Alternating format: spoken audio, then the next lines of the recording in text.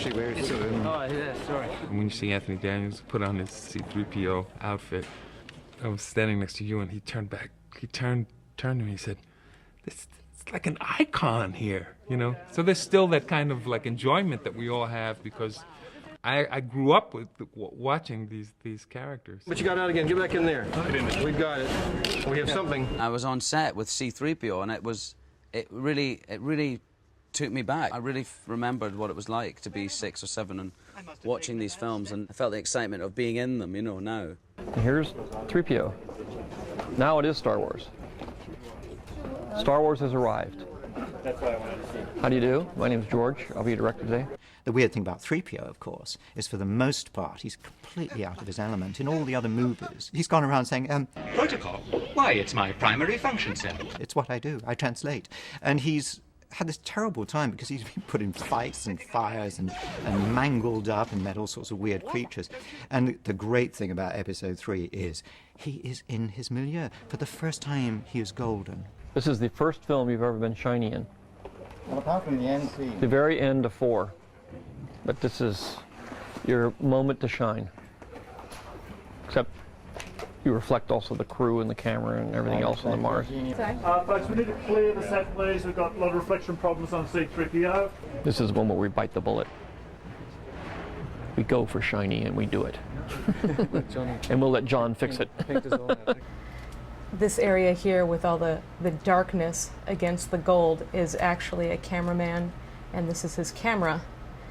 You can see it muddies up the clean, reflective look of C-3PO.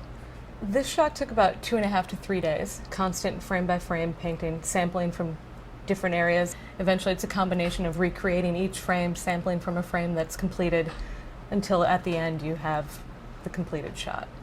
It's kind of ironic. He was one of my favorites when I was young, so it's just very ironic that now in my 30s I'm painting on him. Thank the maker. This oil bath is going to feel so good. 3PO has been the sort of, I think, fall guy or the funny guy throughout all these movies, and humour's been a big content of the saga. And in this one, really, there isn't that much, because this is a pretty dark episode. And going through lines with Ewan, and to feel the depth in him of the pain that is happening, it's really quite a thrill after all these years, sort of wandering about going, oh, hello, it's actually been quite refreshing.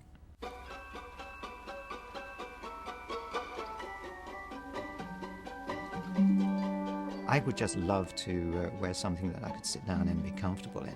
And also to gesture in, to have free expression, to use my face, to use my hands, to use this kind of thing. But I don't, so I've had to make the most of it. I need more emoting, I need more facial expression. I'm not getting that sadness that I need. I think I'm getting a smile, I want a frown, okay? Maybe part of the reason he works as a rather tragic figure is my aloneness in there.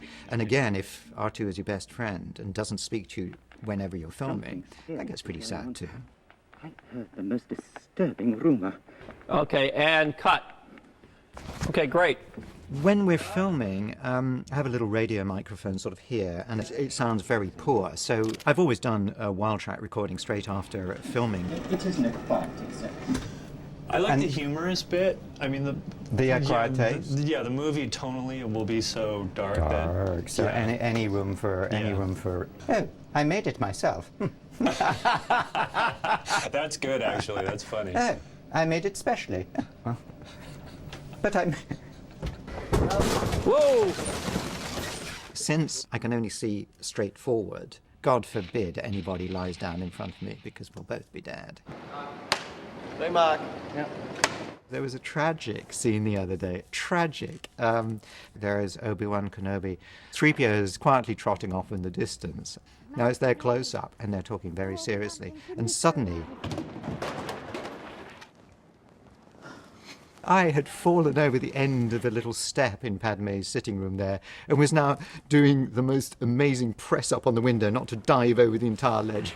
So they are looking at 3PO's golden butt.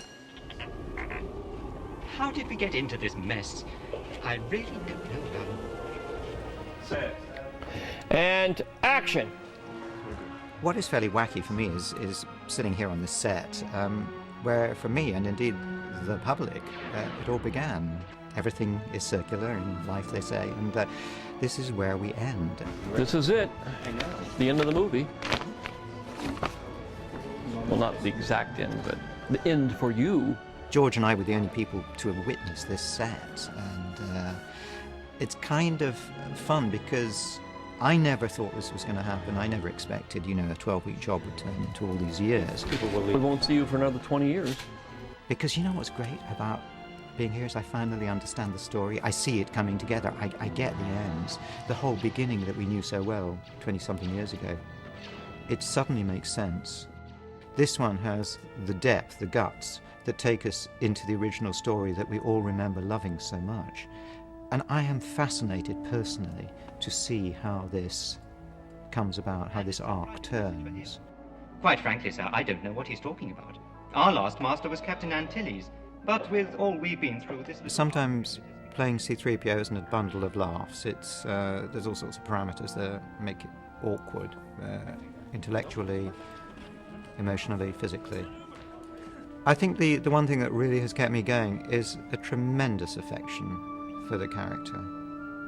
For a character who's just benign, delightful, weird, Typical. sad, lonely. I think we'd all be glad to know him. Come on, R2, we're going.